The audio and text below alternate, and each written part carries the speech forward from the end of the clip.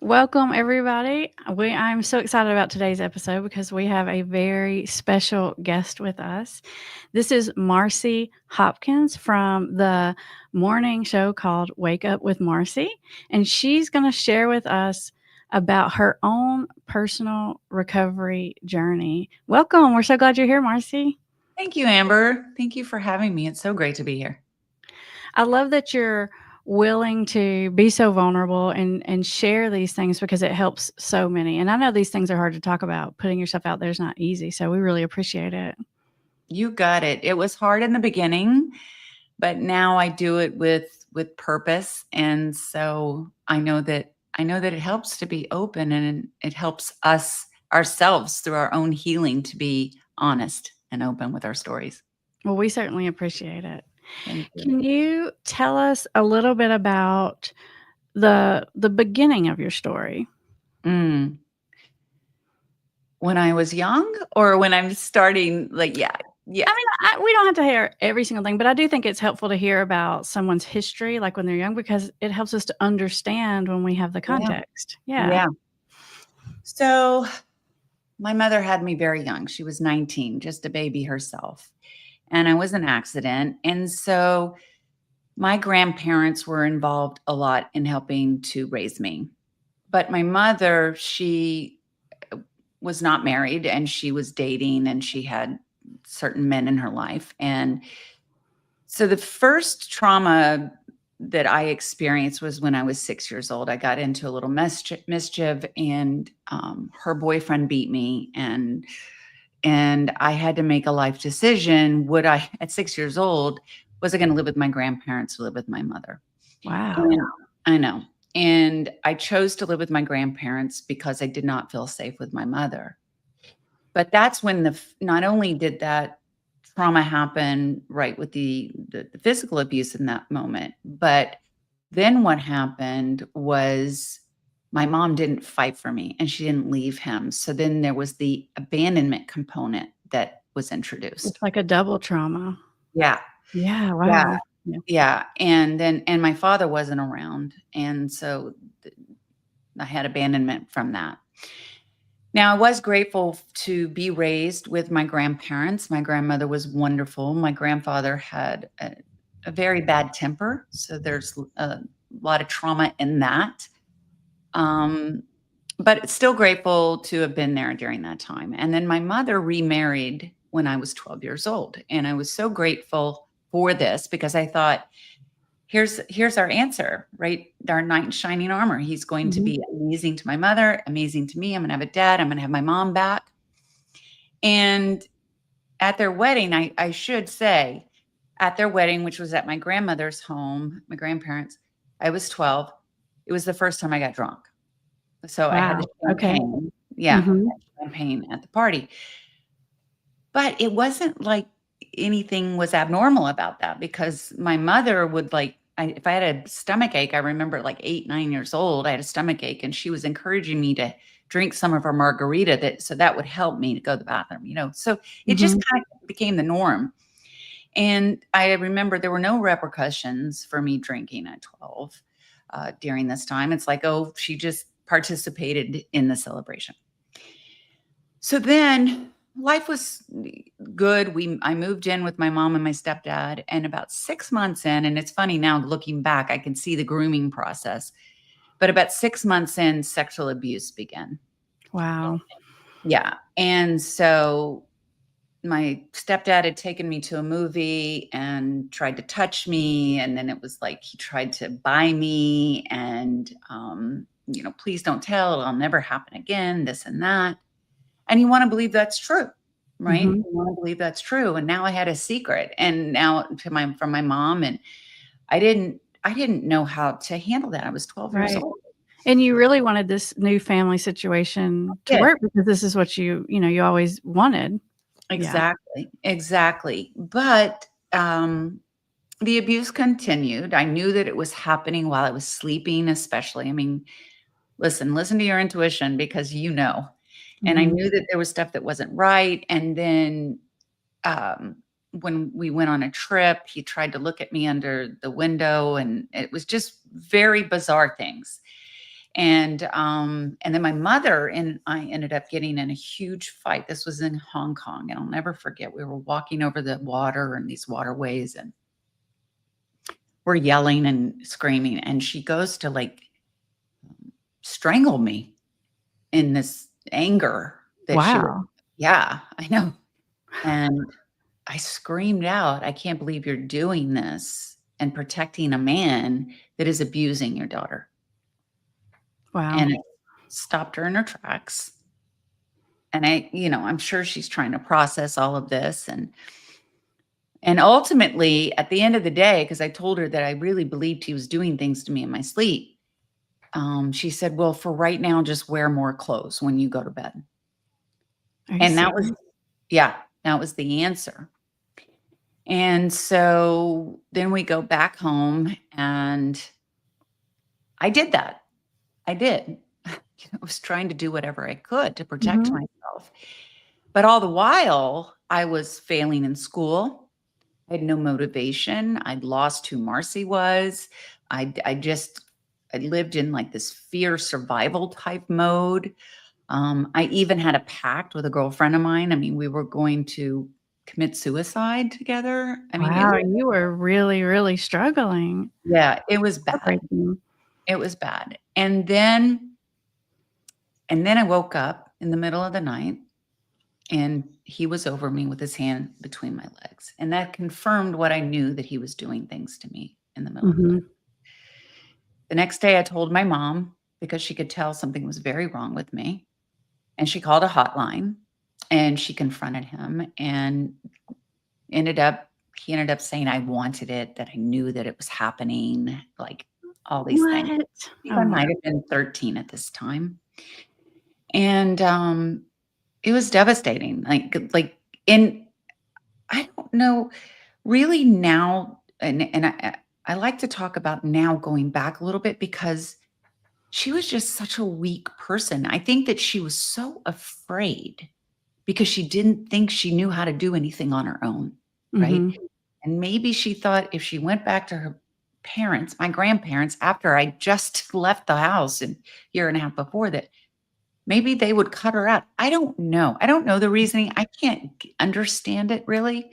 I just had to forgive her, and move past it. But anyway, fast forward, now I'm in toxic relationships. I'm basically, my idea of love was just giving of myself sexually, or if I could get a guy to like me, or we did something sexual, then that means he would like me. Like Mhm. everything was skewed for me Oh, in yeah. how I thought love was, or love looked like, or I had no idea what a good relationship looked like. And so that led me to increase drinking to deal with, I guess, the promiscuity, the idea of myself, the self-loathing, hating my life, and wanting it to end. But I got through high school. We actually moved with him again, and it was my She's junior. with so she's still with him. She's still with him. And so then, Wow. it was right before my senior year, and they ended up getting a divorce finally, because now she was being affected. They're both like drinking. I don't even remember those couple of years, honestly, Amber. You know, I think I just put it aside, and I've just Mhm. put that away. And I was basically living with my boyfriend and his mother, just anything to stay away from the house, right? Right. And so they finally got a divorce, and I was begging my mother to please not leave where I was going to school, because I had moved my whole life every 2 years, And you're making a new friends. senior. I And mean, I'm a that's a senior in high big school, deal. right? Yeah, that's Right. yeah, It it's was a big important. deal. I didn't wanna leave the school. I'd made a life for myself. I had a boyfriend, not that it was a good one, but, I had a life, and so I just didn't wanna start over again. So we did stay. My mother's drinking got way out of control. I'm in, blackout drinking every weekend, and I don't even know how I got through school. But I ended up graduating, Mhm. and I ended up trying the next path, which is college, right? But then that became an escape for me, just became the party scene for me. Mhm. And then my grandmother stepped in, and she took me on some testing, and discovered that my strengths were more in the creative realm, Mhm. and that's what I've always worked in. I ended up going to the Art Institute of Houston. I Mhm. worked in television my entire life and worked in media. But all through that time, I had very toxic relationships. I was drinking Mhm. every day. Every day was the norm for me to drink every day. Sometimes worse than others, depending on what was going on in my life. If it was a good time or a bad time, I was one of those that thought if I started over, that Mhm. life would get better. But of course, I was always taking myself with me. Right. I ended up, I'm from Houston, Texas. So that all was taking place in Houston. I moved with my work to Denver, and I had taken my boyfriend. I was actually going to break up with him, but he ended up asking me to marry him. And so here I think, well, that I guess is what I'm supposed to do. And I'm in my 20s, so I'm maybe 27 at this time. And we moved to Colorado together. I'm working as manager of on-air promotions for Fox Sports Rocky Mountains. So now I have a good job. I have a house. I bought a house, and I'm engaged. Yeah, Right. So you're like adulting. You're doing all the yeah, young adult things. Yeah. exactly. But we're still drinking. Life is drinking still part of it. And then I began to get very unhappy in the relationship. And when that would happen, my drinking would elevate because that was my big escape. So not only was it the norm to have a couple glasses of wine a night, if things got bad, um, then it would elevate. So he and I started fighting really badly, and then he started to become not only verbally abusive, but then the physical abuse was starting. So now I'm 6 weeks away from getting married, and I am like, can't do this. Like the last blow up happened, and literally it was over me not having a pin in my purse. He wanted a pin, and Wow. Okay. literally had a breakdown. And I'm like, I remember calling my mother, like calling my mom and saying, Mom, I'm sorry, but I cannot do this. And Mhm. so in 1 month, I ended up finding a job in California. I broke off the engagement and sold my house and moved. Like, I just wanna say that that's really brave, and it's like you're breaking your mom's cycle of, "I know it's gonna, like, dysregulate everything to get out of this," yes. you're, like, out there trying to take care of yourself, barely on your own, young adult in a Mhm. totally different state. It's a brave move to do that. Yeah, I recognized that, but it was like it was almost like this survival. Like I am never going to live the life like my mom Right, was. it's that determination of, "I'm not" right. Yeah, right. So Mhm, like it really created a fire inside of me. And I guess proving that I was going to make it. I'm going to mhm, make it in this life, right? And so I ended up moving to California, and I ended up meeting my husband. And we ended up getting married. I did really well. I ultimately was the director of on-air promotions for FX, mhm, and and we got pregnant right away. Now, I just have to say, like again, things are looking so good on the outside, right? yeah. On the inside, like I am utter chaos. Like I am breaking down. I'm like, if you asked me at that time, I was not happy in the relationship with my husband, and this is in the beginning. Give us a little just a little teeny window into that if you don't mind, like, Yeah. what were you unhappy about? What were you So feeling? What's going on the inside? so for me, like, I was very, I hate to say the word needy because I just needed attention. I needed to be shown love. And Mhm, here I am seeking a man that is successful in life, and he's giving his priorities in life are not me first. mhm. And that was very, very hard for me to deal with. It was work, it was Mhm. family, it was friends, and then I felt like it was my dog, and then it was me. So, Wow. You're I way down on the list. Okay. and that's what I felt like, and Mhm. that's what I felt like, and so for me, going through all that I had gone through and not having no self-worth, no self-validation, no self-love, Mhm. I needed that from everything outside of Right, myself, 'cause you every couldn't give that to person. yourself, I so couldn't give it to mhm, myself, and mhm, so I wasn't getting that from the man that I married. Now, that really was a me issue now that I'm healed, but mhm. at that time, I was desperate for attention, and he worked all the time. I mean, so it was very hard for me. And so then, we had our first child, and I left work, and now I'm at home, and I'm starting Uh, this new life, but now I'm leaving work, and, like, that was that's what I was gonna say, that now was you're leaving that validation, and exactly. you're like a new mom. Yeah, Oh, yeah, yeah. Yeah, I can and I feel where left this is going, I yeah. left before I even had the baby, Mhm. and so I'm just like that. I'll just never forget how dark and lonely that was for me. It was Yeah, now really you're not getting your needs met at all, so it had to have been yeah.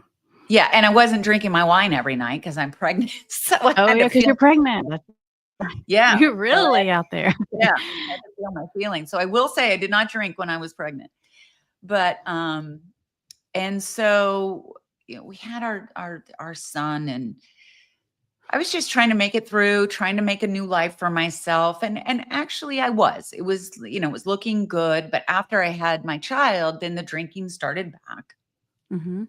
and, that was hard. That was, because it became that mommy culture that everyone talks about now because I was with other moms, new moms, and Mhm. now our play dates were just really an excuse to get together and have wine and let our kids play.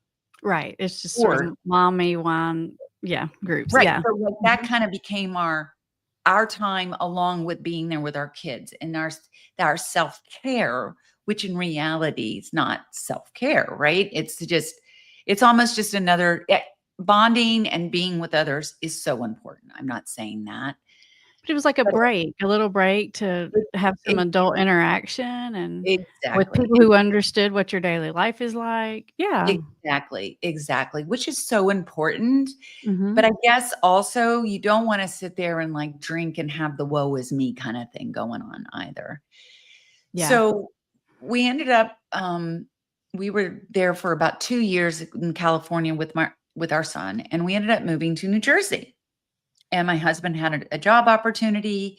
He's from New Jersey, and the job opportunity in New York. So, I had no ties, except for my mom was living in California at that time. She had gone through a difficult divorce because of her alcoholism. I was there as a new mom trying to be there for her when she was like in rehab and in fear all the time she was going to commit suicide. It was, or be drinking and driving. And it was awful. It was a very, very difficult time. And my husband said, like, your mother cannot come with us to New Jersey. She can't continue to do this to you. Mhm. So I told my mom, and this was very hard, like, "Mom, you get sober, you work on yourself and come be with us." Right? But, you have to want it yourself, right?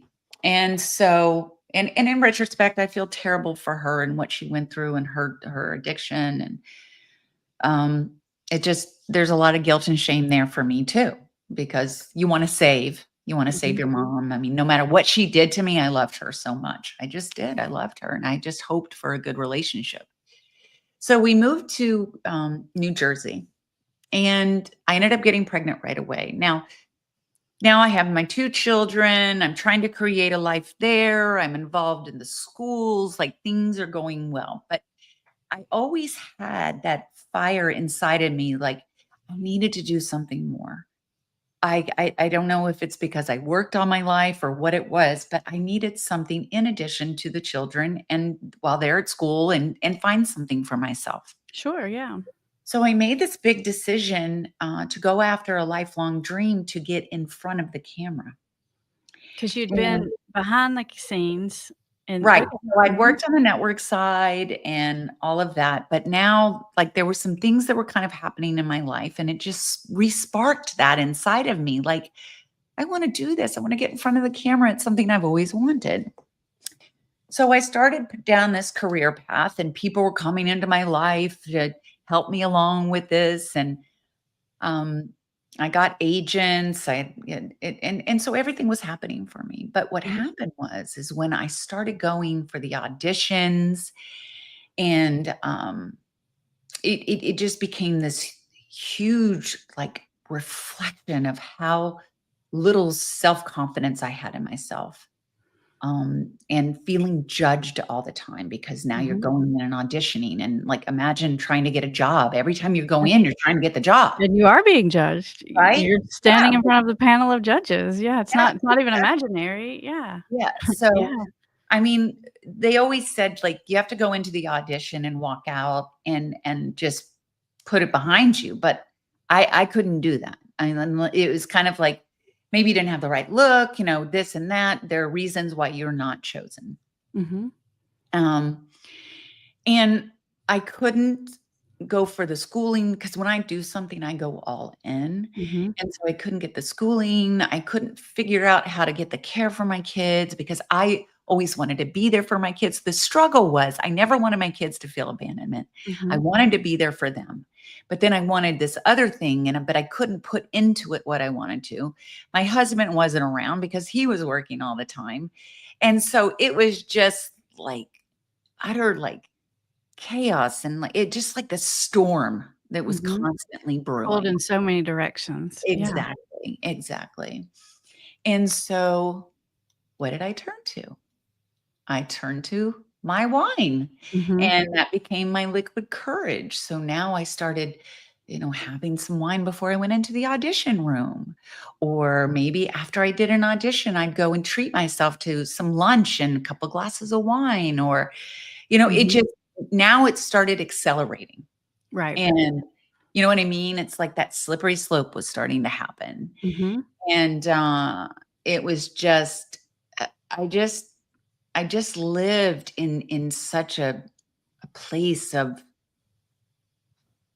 just pain. I just felt in pain all of the time. And I also realized, Amber, that during that time I was going through perimenopause. I was going to doctors, telling them how I'd feel like the end of the world was happening. Everyone hated me. Like, it was bad. It was mhm, bad. And ultimately, I got on an antidepressant. And one of the things in some of the work I've done, I've realized that a lot of women increase their drinking when perimenopause starts because they don't know how to cope with all of these emotions that are coming up. mhm. And so if that's And they're happening feeling to you. really dysregulated, right? Yes, Mhm, mhm, exactly, exactly. And like you say, dysregulated, all this stuff comes back to our nervous system, right? And mhm. these dopamine hits that we're getting when it comes to alcohol or the cortisol levels. I mean, there's all the whole chemical reaction that's So sort of happening. physiologically a perfect storm, Yeah. but also just psychologically too with your history Yes. and your own childhood wounds, and then this path that you've chosen, Yeah. triggering that, and then but Oh my also wanting to be a good mom. I mean, it's just like a lot of factors coming into play here. Exactly, exactly. So now I'll get to the very end. All right. So I had gone to AA. I'd gone to AA. I realized, like, I was staying up overnight. I couldn't sleep. I'm like comparing myself to my mom. What's going on with my drinking? Is this too much? Is this right? I was always questioning myself. And so I was trying to find all these different ways to help myself, right? Like acupuncture or hypnosis or all these different things, because all I ever knew was alcohol, Mhm, as my answer. So finally, I had just gotten to a point where I couldn't do it anymore. I was just in the darkest place, and I decided to go to AA. Now, I went to AA, and I will say, uh, there was a lot of shame, guilt, and I did feel better as I was surrounded by these women and by other people that were going through the same things. But I don't know that I felt when I said, "Hi, I'm Marcy, I'm an alcoholic." I don't know if I truly believed that at the time, right? okay. So Sure. I'm still kind of processing that. Like, what does an alcoholic really look like, right? Mhm, And so I started comparing myself to others, my story to others, right? I'm still involved in the community. I'm still there for my kids. I'm not waking up drinking, so I convinced myself I'm okay. I don't have a problem, right? Right. My husband, nobody in my family, none of my friends. I don't think you have a drinking problem. Nobody thinks that, no one thinks that about Right. you. 'Cause you look so put together on the Right. outside. Mhm. Right. And so of course, they didn't know the storm inside. And so I started drinking again, of course, and then now it's like slow and slow, and then like the career was taking off more, the resentment was happening more, the roller coaster ride was happening more. I couldn't be there for my kids, and then the drinking was elevating, the slippery slope was happening, and then I get to my final day of drinking, which was October 3rd, 2015. The fact that you just know, it's almost like you're about to say hour and second. You know exactly when Yeah, that happened. exactly, because Mhm. what happened is I went that morning and I had a modeling gig. I was going to model a clothing line at a big mall, and but of course I didn't have a lot of clarity because I'm drinking the night before, right? So we're kind of in a Mhm. fog. We're just kind of moving along with the actions, and so I end up at the wrong mall. Oh, no. Uh-huh. Oh, So I god. was going up the escalator. I was so proud of myself because I'm going up the escalator. And I'm like, Marcy, you can do this on your own. You don't need the wine. You don't need that liquid courage. Mhm. Feeling all confident, feeling good about myself. And I made this decision. And so Kinda having, like, a pep talk with yourself, like, "You got this." exactly. Yeah, yeah. Exactly. You know how we have those talks all the time. Oh, yeah, And definitely. so I get up there and that's when I find out I'm in the wrong place. Oh my gosh.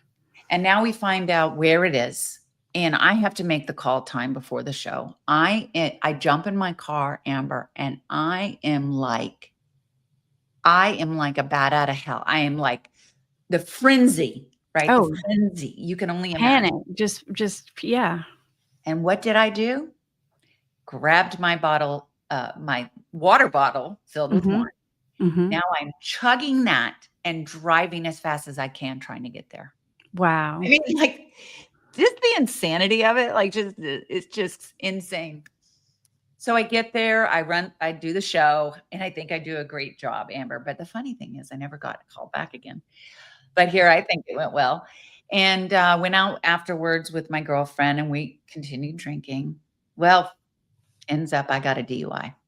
I had no idea that I'd gotten behind the wheel of the car, and I got a DUI, and my husband ended up coming to pick me up, and I had called my girlfriend, my drinking buddy, thinking somehow I was gonna get away with this, right? Okay, like you were gonna deal with it behind the scenes and maybe he Yeah, wouldn't find out. Okay. right. So my husband will never find out, and I ended up, going to bed resentful, angry, feeling sorry for myself, and I woke up the next day, and, like, God stepped in. It was just like my higher power stepped in and said, "Marcy, like, you're about to lose everything you've worked so hard to build in your life. Mhm, You are about to lose all the good. My children, number 1 for always and forever will be my number 1, and just the idea that I would lose them possibly. And then my husband leave me, lose my beautiful home, like, just lose my beautiful life." mhm.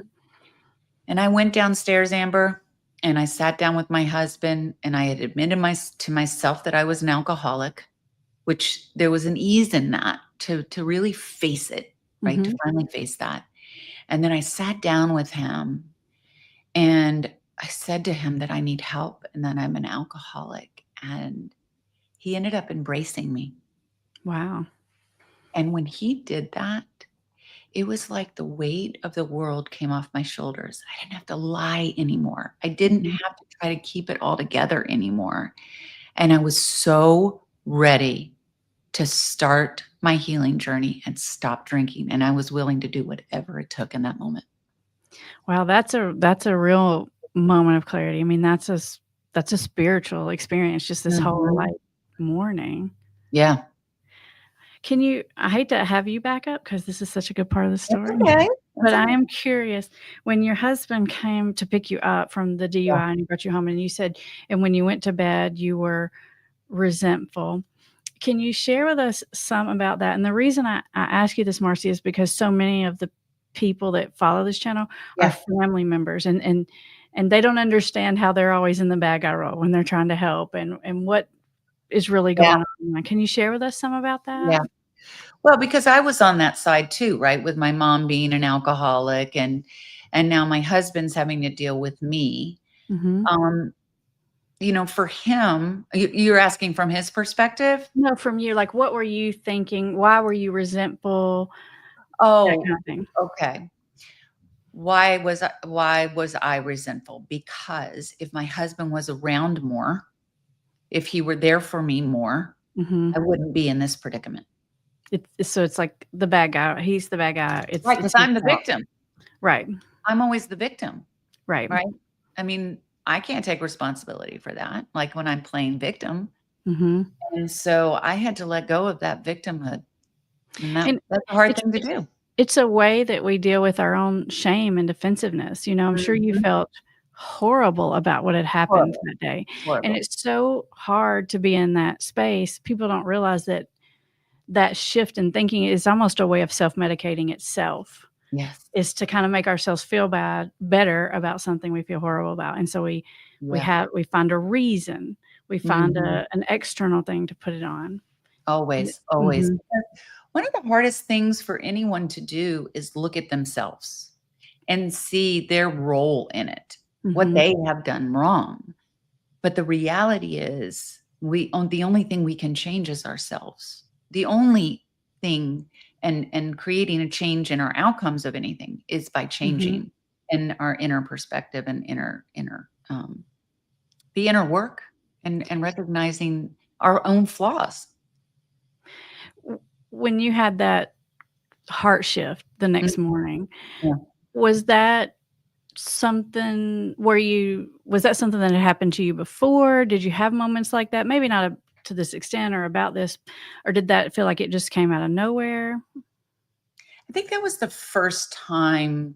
I mean, believe me, there were other times in my life that I had quit drinking for one reason or another, or I got in the party scene after high school and kind of got in the drug scene a little bit when it was the clubbing at, in 87, 88, Mhm, 89. So that was a big clubbing time. And there were times that it's so wild, like Amber, I'll never forget. So like everyone around me is like doing drugs, like everyone's mhm, partying, and I'm walking. Did you ever see Melrose Place? The mhm. movie, the show Yeah, Melrose. yeah. I remember the pool in the middle and the all the rooms are around it, right? Mhm, That's what that my apartment complex looked like. And so I'm walking by the pool and there's a huge window and there's a reflection of me. And talk mhm. about another God moment. I saw a reflection of my mother and I was Wow, like, holy crap, I got to get out of here. And that's wow. like God has stepped in many times for me. Mhm, And I got to tell you, I basically in that moment picked up all my stuff and was out. I mhm, left. I mean, it was insane. So, but that was the biggest one for me. I think that I had a lot of responsibilities in my life. I had kids in my life, mhm, and maturity on my side. mhm. So I was able to really act on it. Do you think I mean, it's always looking back, we don't really know for sure, but do you think that determination of, "I'm not gonna be my mom," is that part of what Oh, happened? huge part, huge part. I always, it was the main goal in my life to never be like my mother. Because there's I think it's, several yeah, points in your story where that yeah, kinda shifted a gear for you and changed the yeah, path a little bit. 100%, Mhm. 100%. I never wanted to be like my mother, and Right, there was a constant fear of it too. right, and part of what that meant was ignoring really big important things that were happening and not dealing with things. Mhm, Yeah, mhm, yeah, okay. So back to the good part. yeah, So, you have this big embrace with your husband, and you sort of melt, and yeah, you're vulnerable, and you're honest with yourself, and that's this mhm, huge shift. So, what happens next? Yeah. I just want to say one thing for everyone out there. Being vulnerable is the strongest thing you can do. And so often we think it's weak. Mhm. I mean, because I know I did, right? We build up these walls around ourselves to protect ourselves, and asking for help shows weakness. Mhm. But in reality, it really shows strength. Mhm. So I felt very strong in that moment. And thankfully, um, I had met someone from prior times I was in AA. So I called, and I started my journey on AA right away. I Mhm. mean, it was I just knew something was different that time, that I was all in. I was Mhm. whatever they asked me to do, Mhm. I was doing. They had it and I wanted it. That's what I talk about so much is, like, you'll have a lot of false starts, which is normal, but Mhm. when someone really decides it's this whole different thing, you can see Yeah. it, you can feel it, um, their seriousness about it, and honestly, when people have that shift, they're honestly kinda surprised about how easy it is because they've committed in and they've decided, "No, it's gonna be different going forward." Whereas I Yeah. think a lot of times in the early tries, there's a little, like, maybe and a little bit and a sort Yeah. of, right? But there's this whole different shift that happens. There is, Mhm, and the wonderful thing is, and there's so many alternatives now, like, there's so many different ways of getting help now, it's not just mhm, rehab or AA. There's mhm, people out there that really can help you or guide you, or if you need a coach, like, it's great mhm, that there's so many more alternatives and people are talking about it, so you can find what really works for you. mhm, But learning all of the tools that I learned to help me when I had the triggers mhm, or when I had the cravings, making the commitment to 90 days, 90 meetings in 90 days. There's a lot of things that I had to do and really stay true to the commitments that I said I was going to. And mhm. great thing is like you can't do this without community. You cannot do this without you cannot Why isolate. do you say that? Because we hear that all the time, Yeah. but explain that to us a little bit, if you don't Well, mind. because first of all, misery or happiness loves company, right? So no matter where you are, right? Sure, that's We fair. want, right? So we want people that are going through the same to be there and we're walking this path together. But then there are those that are so much further along that path and they're there for you to reach out to. They want to help you. And when you know that people really want to help you, the the biggest thing that you have to do and the most strength that you have to find within yourself is to actually reach out. Yeah, to let Because them. Yeah. exactly, let them help you. Let them Mhm, help you is exactly right. Because they're a wealth of knowledge. I mean, mhm, think about how much they have gone through, and so you gotta change, the people, places, and things because these are triggers, and believe me, I had lots of mhm, triggers. So there were a lot of things I had to change. I had to change my friends. I had to mhm, change the things that I was doing. But that's okay because when were those people really your friends, right? A lot of them, when you're just drinking with them, they're your drinking buddies. mhm, That's what you had in common. So when you're going through this process, you're finding other people that are going through the same and you can build on that strength and that community together. mhm, mhm. So it's the changing the people, places, and things, but it starts with the heart shift because you have to have the heart shift to even be brave enough to change the people, places, and things, and willing to 100%. do that because those are an easy thing. It's not just you're giving up alcohol, Yeah, you're giving it all up, you're giving it all up. all up, You are starting everything, from ground zero. your a whole new life. Yeah. Mhm. Yeah, and it's kind of like and I learned this in AA, and it's very true. Like, you built this whole foundation or this, you built this whole life Mhm. on an unstable foundation, Right. right?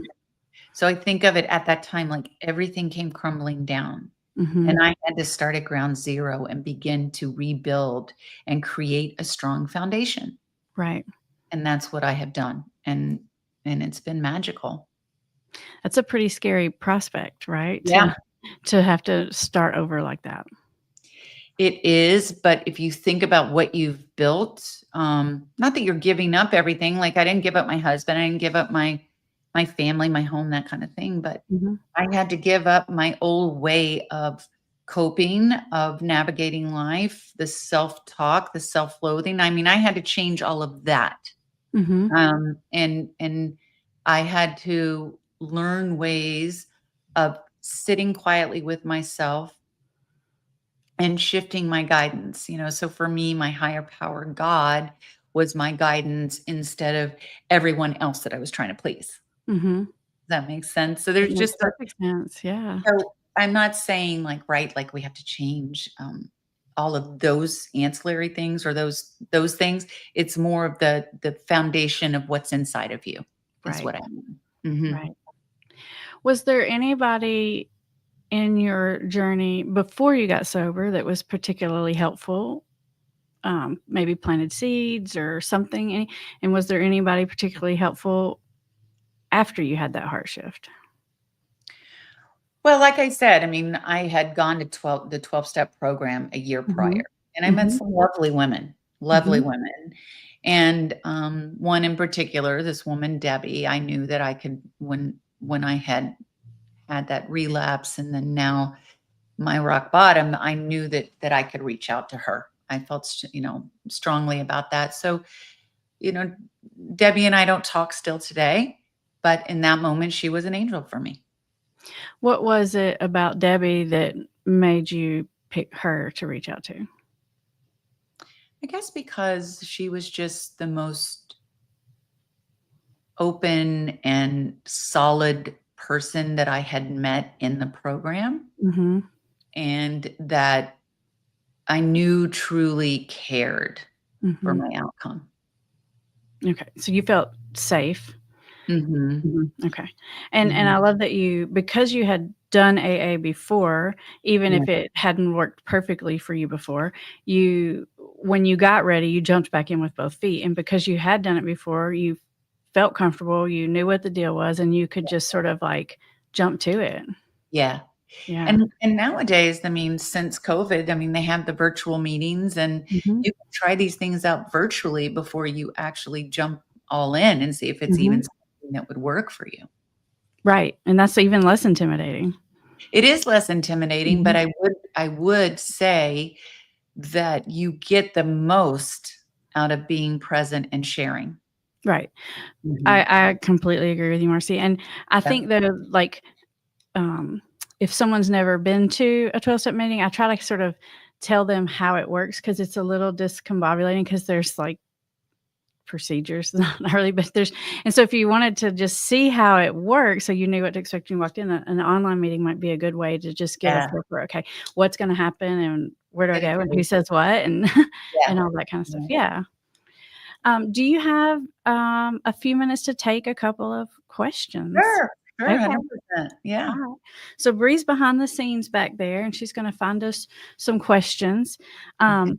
While Bree is getting us a question up there, can you tell us a little bit about, some of the things you have going on and where people can find you? Absolutely. Well, thank you again, Amber, for having me on.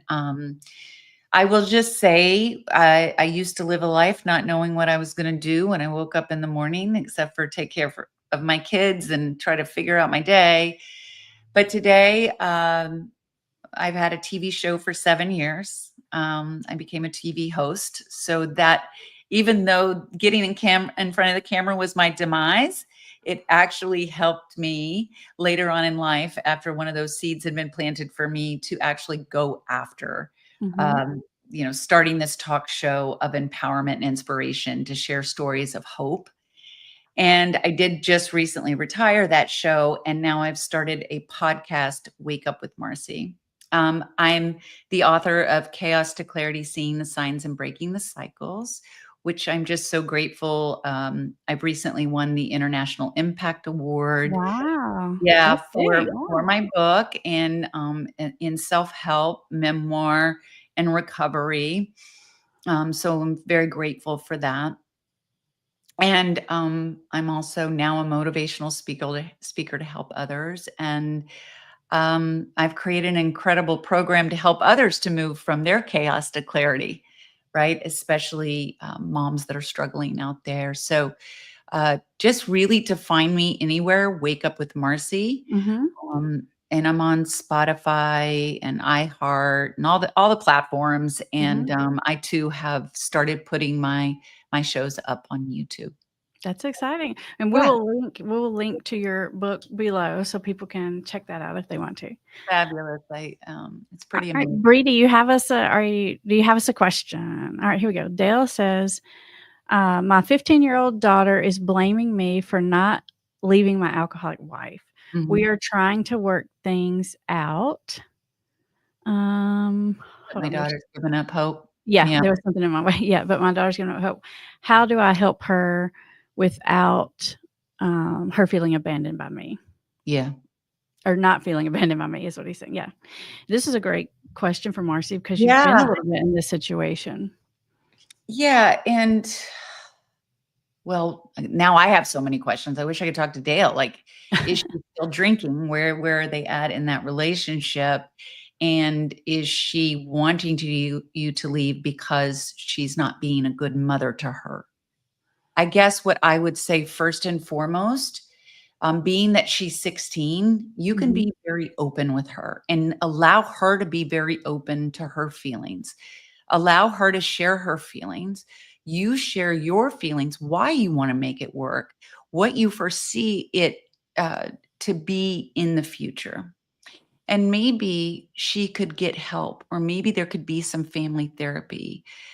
Maybe if your wife has not stopped drinking at this point, that you could just express to her, you can't ever tell someone to stop drinking because they have to be ready. And it most times they'll drink at you and be more resentful if you're trying to make her stop drinking because mhm, there's a root to why she's drinking. She's mhm. in pain. There's something happening for her too, even if she can't see that right at this moment. But I just think being very open is important. Getting some help, some therapy is, I mean, there's professionals that can help you to guide you through this. And Al-Anon is also an amazing, amazing free way that you can get help um, Mhm. for children and for you, Dale, going through this. Right, because they actually have what's called Alateen, which is Al-Anon for Mhm. teenagers. Yeah. Yeah, okay.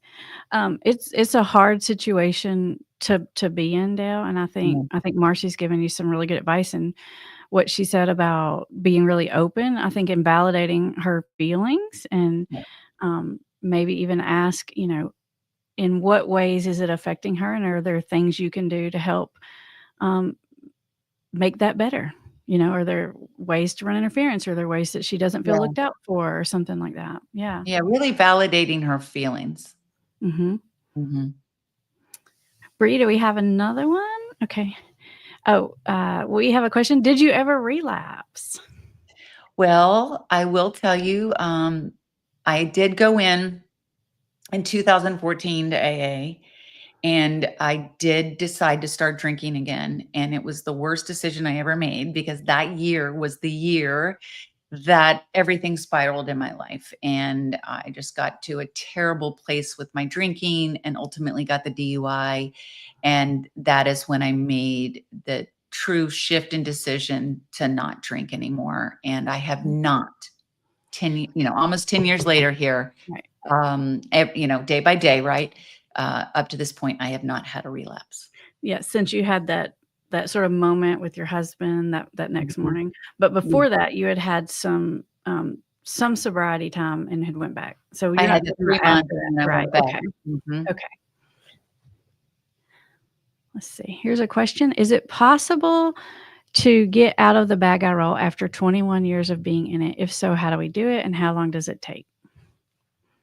I just wanna say right now that it's even huge that you are recognizing. Do you understand how big that is?